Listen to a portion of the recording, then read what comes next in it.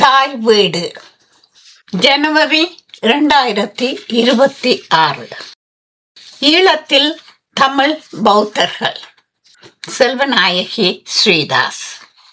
இதுவரை மகாவம்சம் பொது ஆண்டின் பின் 6ஆம் நூற்றாண்டளவில் பாலி மொழியில் மகாநாமதேரர் என்னும் பௌத்த பிக்குவால் தொகுக்கப்பட்டதாக நம்பப்படுகிறது.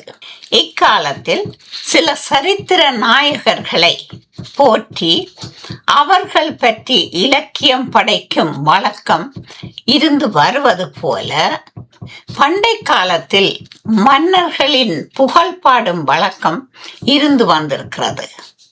அவ்வாறான கதைகள் நாட்டார் பாடல் முறையில் பாடப்பட்டு பல தலைமுறைகளை தாண்டி எடுத்து வரப்பட்டிருக்கிறது.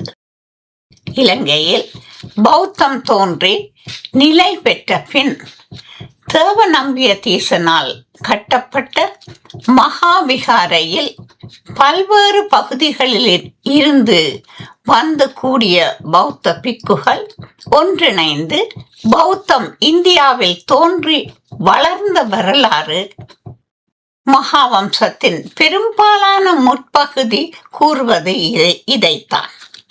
பௌத்தம் இலங்கைக்கு கொண்டு வரப்பட்ட வரலாறு, பல்லாயிரக்கணக்கான மக்கள் மதம் மாறியமை, பௌத்த மதத்தின் பெருமையை காட்டும் வகையிலான, அதாவது நம்பகத்தன்மை அற்ற செவிவழி கதைகளையும் திரட்டி அட்டகதா என்னும் பெயரில் பாலி மொழியில் தொகுத்தார்கள். இது பின் ஒரு காலத்தில் கால வரிசைப்படி ஒழுங்கு செய்யப்பட்டு அட்டகதா மகாவம்சம் என்னும் பெயரில் தொகுக்கப்பட்டது. அட்டகதா மகாவம்சம் என்னும் பெயரில் தொகுக்கப்பட்ட இந்த நாட்டார் பாடல் தொகுப்பின் துணையுடன் பொது ஆண்டின் பின் 4ஆம் நூற்றாண்டளவில் தீபவம்சமும், பொது ஆண்டின் பின் 6ஆம் நூற்றாண்டளவில் மகாவம்சமும் தொகுக்கப்பட்டன. மகாவம்சத்தை தொகுத்தவர் மகாநாமதேரர் என்று அறியப்படுகிறது. இந்த பின்னணியில் மகிந்த தேரர் ஈழத்துக்கு பௌத்த மதத்தை கொண்டு வந்தாரா என்று ஒரு கேள்வி எழுகிறது.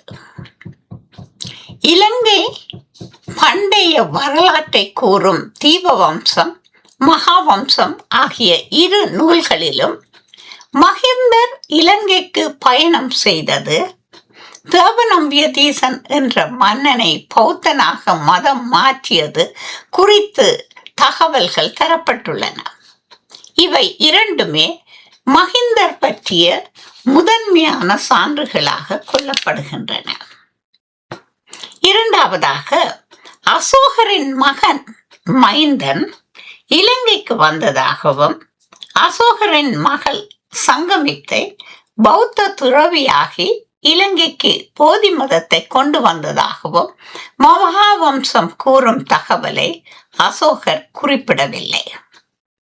மூன்றாவதாக, பிற்கால ஆய்வாளர்களும் இது பற்றி எந்தவித சார்பான கருத்தையும் குறிப்பிடவில்லை.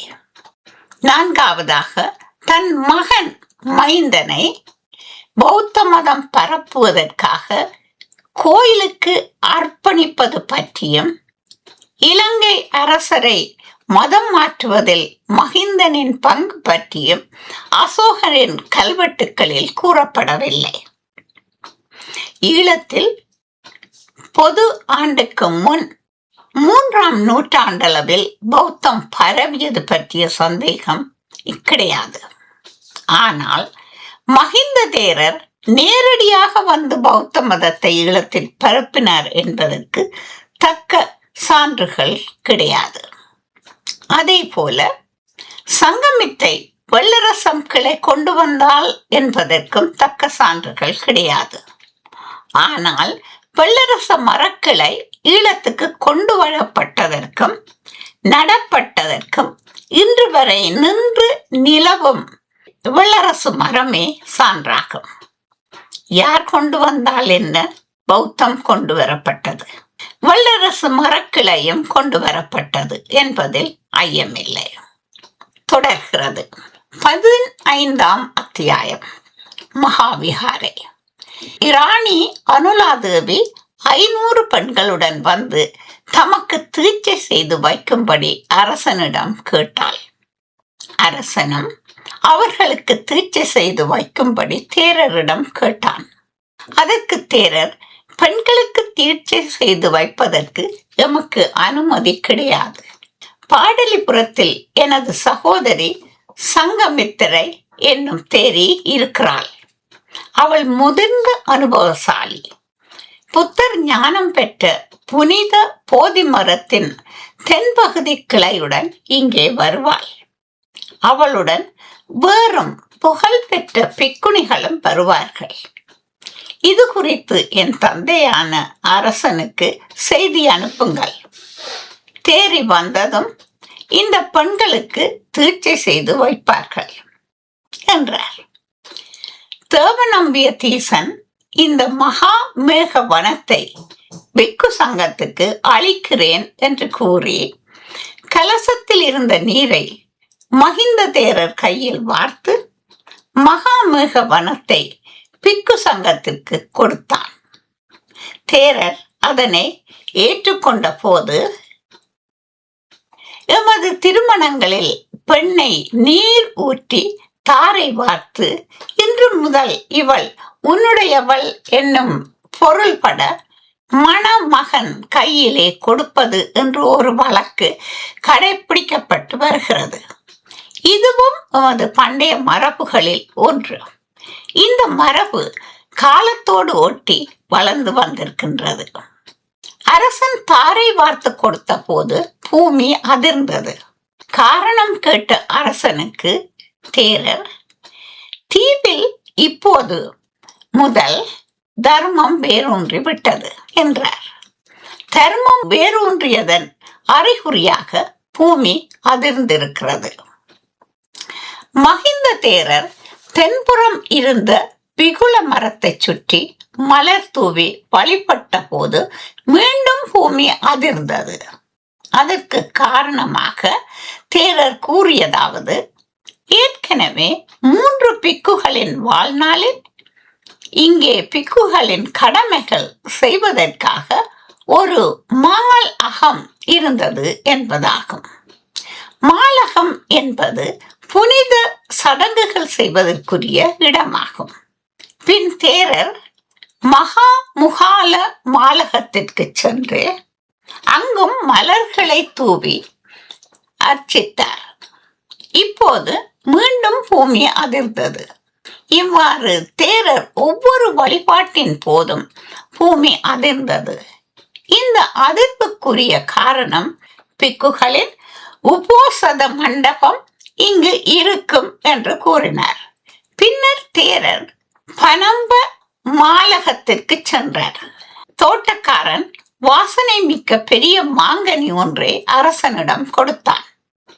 பின்னர் தேரர் தாம் ஓய்வு கொள்ள விரும்புவதாக அரசனிடம் கூறவே அரசன் தேரருக்கு கம்பளம் விரித்து அமரச் செய்தார். தேரர் அமர்ந்ததும் அரசன் தன் கையில் வைத்திருந்த மாங்கனியை தேரரிடம் கொடுத்தான். தேரர் மாம்பழத்தை உண்ட பின் கொட்டையை மன்னனிடம் கொடுத்தான். அரசன் அக்கொட்டையை தன் கையாலேயே நட்டான். அது வளர்வதற்காக தேரர் அவ்விடத்தில் தன் கைகளை கழுவினார். உடனே கொட்டை முளைவிட்டு செடியாக முளைத்தது. செடி சிறிது சிறிதாக வளர்ந்து இலைகளையும் கனிகளையும் நிரம்பிய பெரிய மரமாகியது. இந்த அதிசயத்தை கண்ட மக்களும் மன்னனும் மயிர்கூச்சரிய தேரரை வணங்கினார்கள். இவ்வாறு தேரர் மலர் தூவி வழிபட்ட போதெல்லாம் பூமி அதிர்ந்தது. தேவநம்பிய தீசன் காலத்தில் மகிந்தர் வருவதற்கு முன்பே இங்கு பௌத்தம் கொண்டு வரப்பட்டிருந்ததா? 3 புத்தர்களின் வாழ்நாளில் இங்கு பொய்க்குகளின் கடமையை செய்வதற்காக ஒரு மாலகம் இருந்ததாக கூறப்படுவதன் பொருள் என்ன? பண்டைய தமிழ் இலக்கியங்களில் புராண கதைகள் புகுத்தி இருப்பது போல பௌத்த மதத்தின் தெய்வீகத்தன்மையை மேலோங்க செய்வதற்காக இவ்வாறு கதைகள் கூறப்பட்டிருப்பது என்று கொள்ளுவது பொருந்துவதாக உள்ளது. அதுவே வரலாற்றுடனும் ஒத்துப்போகிறது. கௌதம புத்தர் என்பவர் உலகிற்கு அறிமுகம் செய்து வைத்த பௌத்தம் என்னும் நம்பிக்கை ஒழுக்கம் பொது ஆண்டுக்கு முன் 6ஆம் நூற்றாண்டு அளவில் தோன்றியது. அதன் தூதுவர்களால் பௌத்தம் உலகின் பல்வேறு பகுதிகளுக்கும் எடுத்து செல்லப்பட்டது பொது ஆண்டின் முன் 3ஆம் நூற்றாண்டளவில். இது அசோக சக்கரவர்த்தியால் அவருடைய காலத்தில் பல்வேறு பாகங்களுக்கும் எடுத்து செல்லப்பட்டிருக்கிறது. இவற்றை உறுதி செய்யும் வரலாற்று சாசன இலக்கிய சான்றுகள் உறுதியாக உள்ளன. கல்வெட்டு சான்றுகள் அசோக சக்கரவர்த்தியின் பொது ஆண்டுக்கு முன் 273 முதல் 232 வரை அசோக சக்கரவர்த்தியின் காலமாக கொள்ளப்படுகிறது. இந்த காலத்திலே 2 கல்வெட்டுக்கள் சௌராஷ்டிர தேசத்தில் உள்ள கிர்னார் நகரத்துக்கு அருகில் உள்ள பாறை ஒன்றில் எழுதப்பட்ட அசோக சாசனம் ஒன்று, பெஷவார் நகரத்துக்கு அருகில் காணப்படுகின்ற பாறை சாசனம் மற்றொன்று. இவ்விரு சாசனங்களும் வழியும் பொது ஆண்டுக்கு முன் 3ஆம் நூற்றாண்டளவில் பௌத்த மதம் தமிழ்நாட்டிற்கும் தாமிரபரணி என்று அழைக்கப்படும் ஈழத்திற்கும் எடுத்து வரப்பட்டது என்று அறியப்படுகிறது. இலக்கிய சான்றுகள் சங்கமருவிய காலத்து இலக்கியங்களான சிலப்பதிகாரமும் மணிமேகலையும் பௌத்தம் தமிழ்நாட்டில் பரவி பெருநிலை அடைந்த காலத்தில் ஏறக்குறைய பொது ஆண்டுக்கு பின் 2ஆம் நூற்றாண்டளவில் எழுதப்பட்டதாக அறியப்படுகிறது. மூன்றாவதாக 3 புத்தர்கள் பற்றிய புராண செய்தி வரலாற்று கால புத்தருக்கு முன் இந்த யுகத்தில் காகசந்தர், கோநாகமனர், காசியப்பர் ஆகிய 3 புத்தர்கள் கௌதம புத்தரை போலவே இலங்கைக்கு விஜயம் செய்ததாக கூறப்படுவதும் வரலாற்றுடன் ஒத்துப்போவதாக இல்லை. தேரர் நினைத்த மாத்திரத்திலேயே தேரி அதாவது சங்கமித்தை அரசன் உதவியுடன் வல்லரசு மரத்தின் தென்பக்க கிளையை தங்கப்பேழையில் வைத்து எடுத்துக்கொண்டு தன்னுடன் மேலும் 500 பிக்குணிகளையும் அழைத்து கொண்டு தனது அற்புத சக்தியால் குடநாட்டில் வந்து இறங்கினாள். சங்கமித்தை தான் கொண்டு வந்த வல்லரசம் கிளையை தேரரிடம் கொடுத்தாள். தேரர் அதனை அரசனிடம் கொடுத்தார். அரசர் அதனை மகாசாகர வனத்தில் நட்டான். தேரர் மக்களுக்கு பல உபதேசங்கள் செய்தார். அதன் பின் ஆகாய மார்க்கமாக புறப்பட்டு ஜம்பு தீபத்துக்கு திரும்பினார். தற்போது 2000 ஆண்டு பழமையான வெள்ளரசு மரம் இலங்கை தீவின் மத்திய பகுதியில் அனுராதபுரி என்னும் நகரில் காட்சியளிக்கிறது.